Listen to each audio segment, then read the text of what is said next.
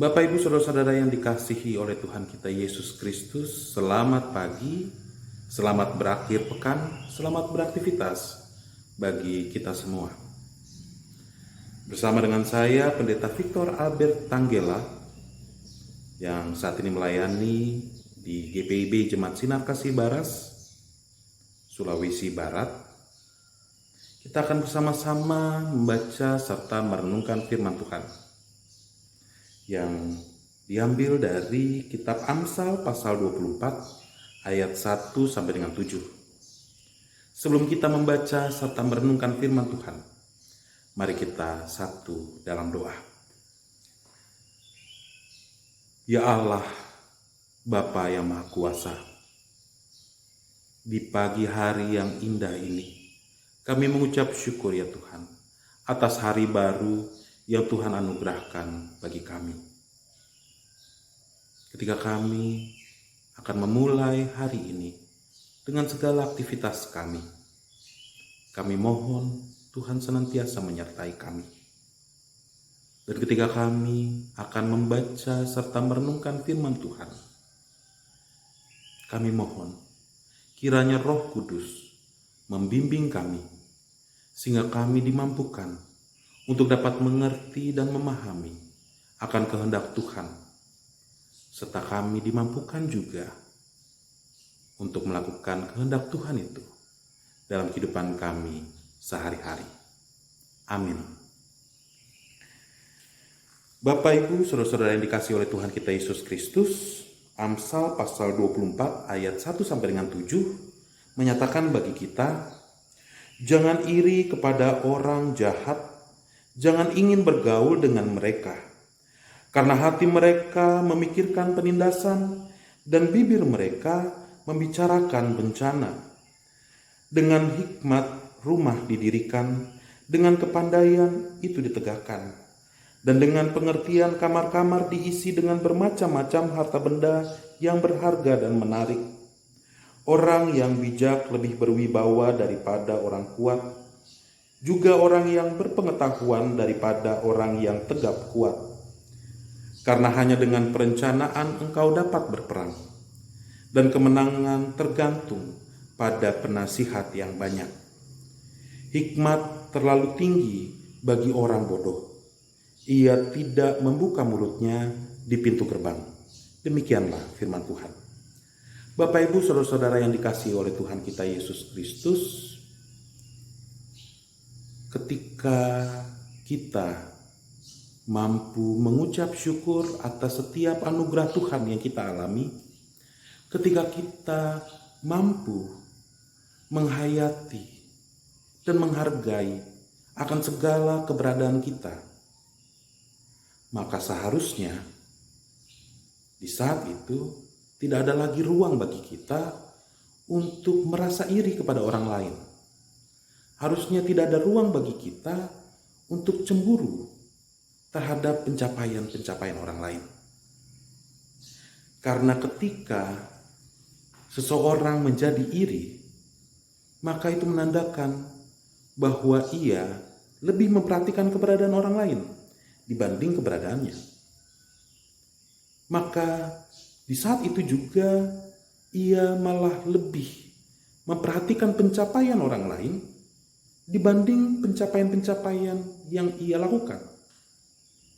Dan bukan hanya itu saja, ketika seseorang menjadi iri hati, maka baik sadar maupun tidak sadar, ia sedang menyiapkan jalan untuk melakukan hal-hal yang jahat. Maka Bapak, Ibu, Saudara-saudara yang dikasihi oleh Tuhan kita Yesus Kristus, Amsal pasal 24 secara khusus ayat 1 dan 2 mengingatkan kepada kita untuk tidak iri kepada orang jahat. Untuk kita tidak ingin menjadi sama seperti mereka. Janganlah kita mau memiliki hasil yang sama seperti yang mereka hasilkan. Karena yang mereka hasilkan, walaupun mungkin terlihat banyak, tapi sebenarnya itu dari penindasan terhadap orang lain. itu bahkan juga menjadi bencana bagi orang lain. Maka melalui Amsal ini kita juga diingatkan di ayat 3 dan seterusnya. Marilah kita senantiasa memusatkan perhatian kita pada anugerah Tuhan yang dinyatakan bagi kita, yaitu hikmat. Karena ketika kita memiliki hikmat, maka kita menjadi seperti rumah yang berdiri tegap dan penuh dengan hal-hal yang berharga.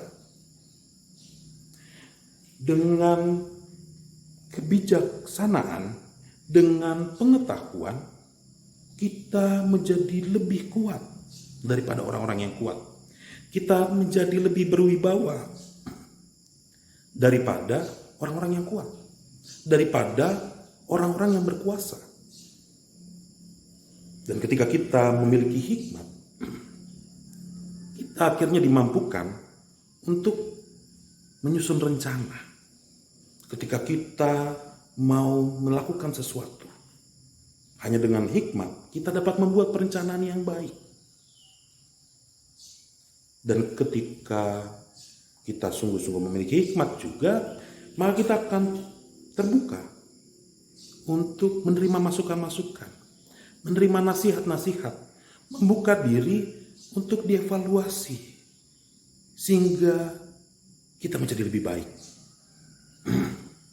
Bertentangan dengan itu, ketika kita mengabaikan hikmat, ketika kita tidak memperhatikan hikmat yang Tuhan anugerahkan bagi kita, maka kita menjadi orang yang bodoh dan kemudian menilai hikmat terlalu tinggi untuk kita.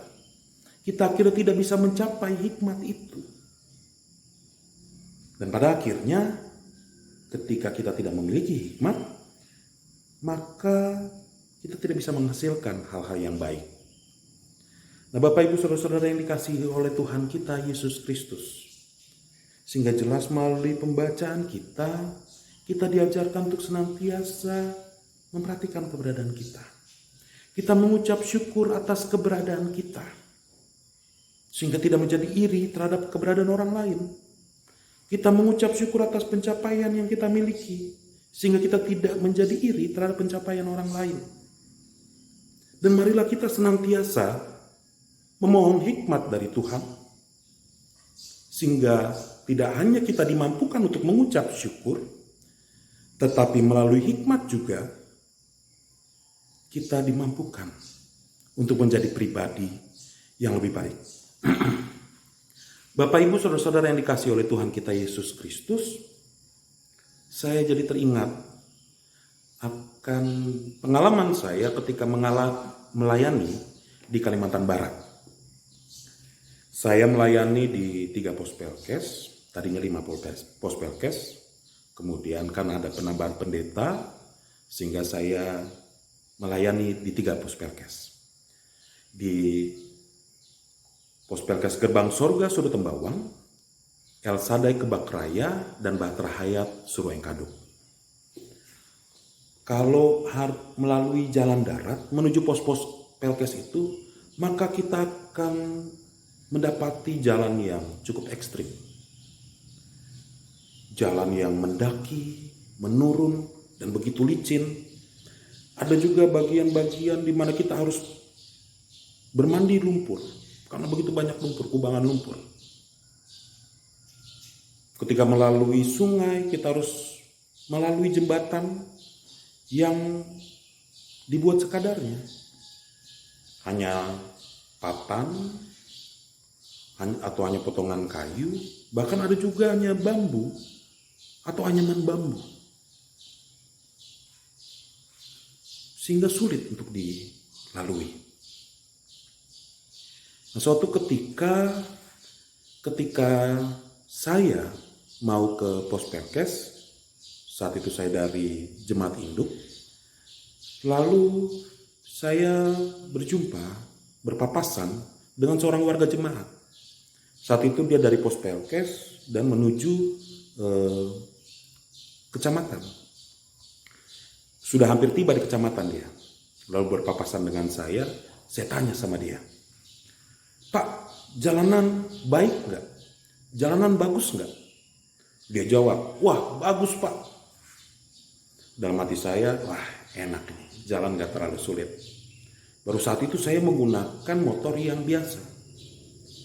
Minimal motor yang digunakan untuk jalan menuju pos Pelkes itu harus motor yang menggunakan ban cangkul, istilah di sana. Ban seperti motor trail gitu. Tapi berangkat dari penjelasan Bapak itu, informasi Bapak itu bahwa jalanan lagi bagus. Jadi saya beranikan diri menggunakan motor dengan ban yang biasa saja. Ketika saya menempuh perjalanan itu, ternyata jalannya luar biasa. Licinnya bukan main. Berulang-ulang kali saya jatuh. Sampai mandi-mandi lumpur bahkan. Walaupun akhirnya sampai di pos Pelkes yang jadi tujuan, tapi dalam hati saya luar biasa Bapak itu.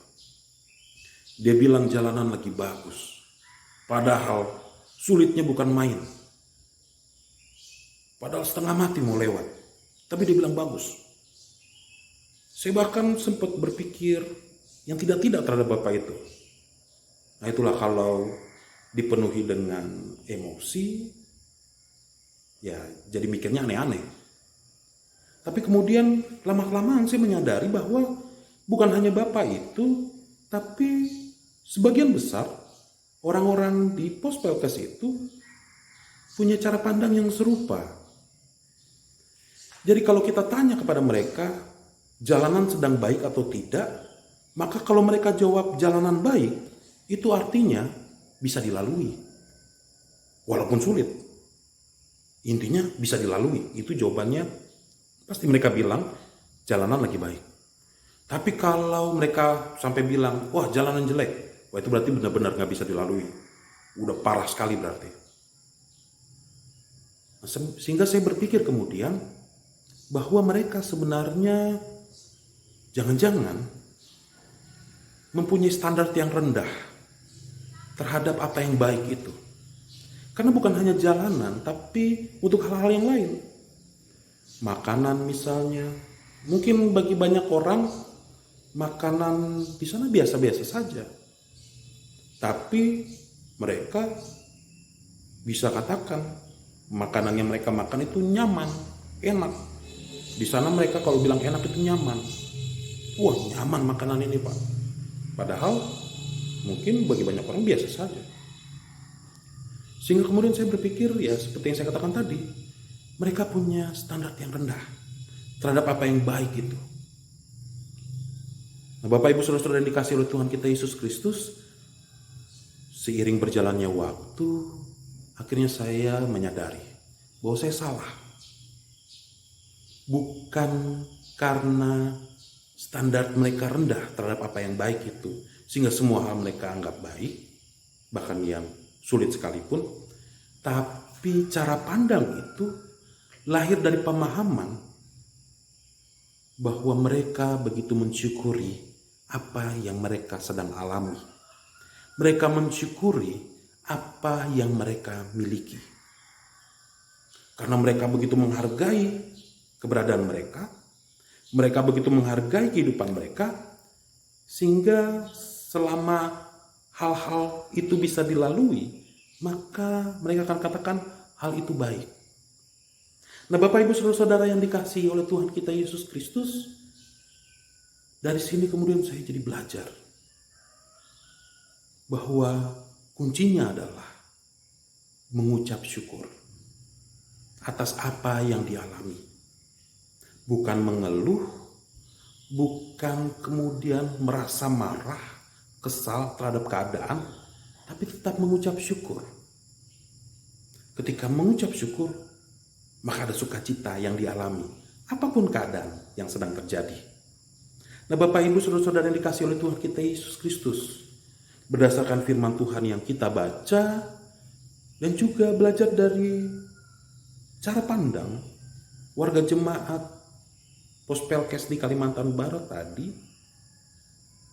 kita diajarkan untuk senantiasa kita mengucap syukur kepada Tuhan. Apapun yang kita alami, apapun yang kita rasakan, apapun yang menjadi milik kita. Dan marilah kita senantiasa mengucap syukur karena meyakini bahwa apa yang kita alami itu adalah anugerah Tuhan. Ketika kita mampu mengucap syukur dalam segala hal, ketika kita mampu menghargai kehidupan kita, maka di saat itulah hikmat Tuhan ada dalam kehidupan kita. Anugerah Tuhan yaitu hikmat sungguh-sungguh kita alami. Dan melalui hikmat itu juga kita tidak hanya dimampukan untuk dapat mengucap syukur, tapi melalui hikmat Tuhan kita dapat dimampukan untuk menyusun perencanaan-perencanaan untuk hari depan kita. Kita dimampukan untuk dapat membuka diri, menerima nasihat, masukan, evaluasi, sehingga kita dapat menjadi pribadi yang lebih baik dari hari ke hari. Itu ketika kita memiliki hikmat. Dan ketika kita memiliki hikmat, maka bukan hanya ketika kita berada dalam keadaan yang sulit kita mengucap syukur, tapi juga ketika kita mencapai keberhasilan-keberhasilan, kita tidak menjadi lupa diri, tapi tetap merasa, menyadari, mengimani bahwa keberhasilan kita itu semata-mata karena karunia Tuhan. Sehingga marilah kita mengucap syukur atas keberadaan kita. Mungkin di sepanjang minggu ini ada kekecewaan-kekecewaan yang kita alami. Mungkin ada ketidakpuasan. Bahkan mungkin ada hal-hal yang kita rasa kita telah gagal lakukan. Tapi marilah kita senantiasa membuka diri untuk menerima hikmat dari Tuhan, sehingga kita tetap dapat mengucap syukur apapun keadaan kita. Dan dengan hikmat itu juga kita didorong untuk menjadi lebih baik. Bukan hanya bagi diri kita, tapi kita juga menjadi lebih baik bagi orang lain, sehingga kita menjadi damai sejahtera. Di akhir pekan ini, selain kita menghayati perjalanan kita paling tidak di sepanjang minggu ini, di sepanjang pekan ini, tapi marilah kita juga gunakan kesempatan ini untuk merencanakan hal-hal yang baik untuk kita lakukan di hari-hari esok. Marilah kita juga senantiasa membuka diri untuk menerima nasihat, masukan, evaluasi. Jadi sekali lagi,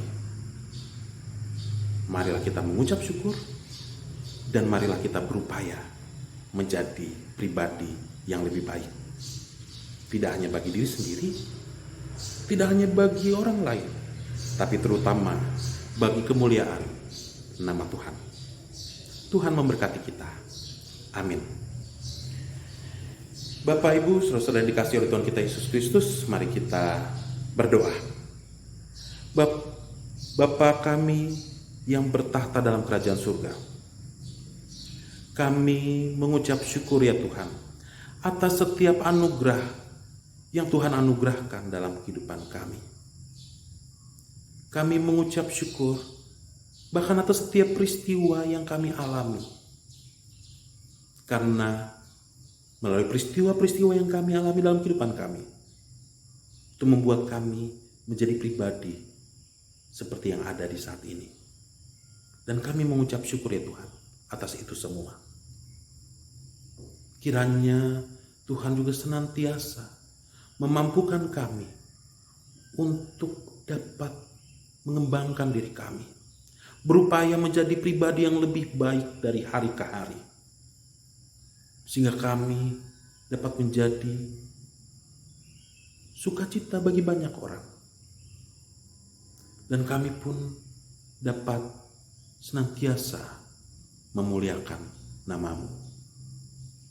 Tuhan Allah Bapa kami yang bertahta dalam kerajaan surga, di saat ini ya Tuhan, kami juga memohon kiranya Tuhan memulihkan keadaan kami, keadaan bangsa ini, keadaan dunia ini, ketika kami saat ini menghadapi pandemi COVID-19. Kami mohon ya Tuhan, mampukan kami untuk dapat melalui pandemi ini. Mampukan kami untuk tetap senantiasa berserah pada Tuhan dan mengucap syukur, bahkan di tengah pandemi yang kami alami. Dan kami mohon ya Tuhan, berkatilah setiap orang yang bekerja, berupaya mengatasi penyebaran COVID-19.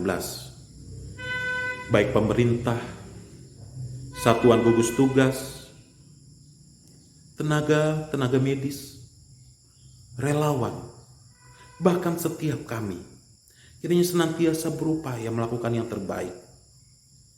Kiranya senantiasa berupaya berkontribusi untuk memutus mata rantai penyebaran COVID-19. Sehingga kami dapat melakukan yang terbaik.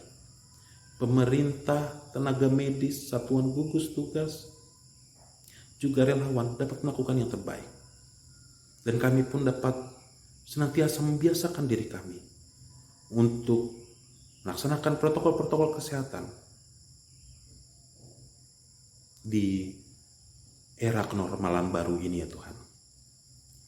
Tuhan Allah Bapa kami yang bertahta dalam kerajaan surga, berkati gereja kami, gereja Protestan di Indonesia bagian Barat.